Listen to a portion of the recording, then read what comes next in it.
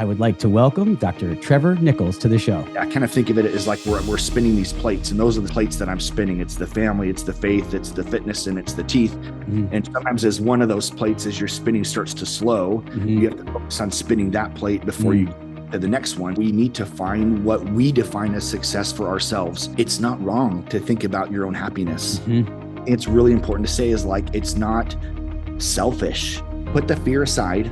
You know, say you had all the money in the world, all the possibilities, all the capabilities. What would your dream life look like? And I love that. When you're living in the fulfillment, get the happiness along the way. The more that I tried to focus on myself and bettering who I was and finding out what the fulfillment was for me, the more joy that I got out of orthodontics and the less stress that I had. But we have to be authentic to ourselves. I really feel like we're here on this earth to create. God's plan works perfect. Life comes at you perfectly. Comparison really is the root of unhappiness. And there's a difference between being inspired by someone or motivated versus comparison. It's like, what's the next thing? We get to the top of the mountain. We don't like look down to see, look how far I've climbed. We see the next mountain up there and we're like, all right, well, that's my next goal. And we never take the time to appreciate how far we've come. I think some of it is like, just slow down for a little bit. Forget seeing 120 patients a day.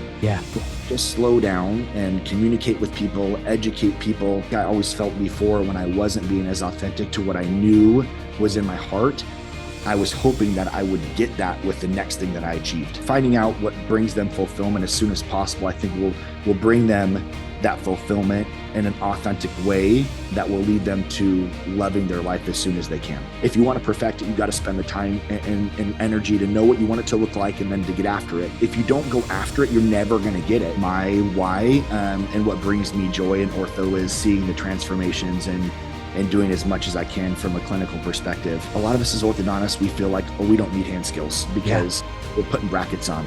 I beg to differ. If you get really good at reshaping teeth, you can take a case that's like to like, holy crap, that case looks amazing. I see a lot of orthodontists make things really, really complicated.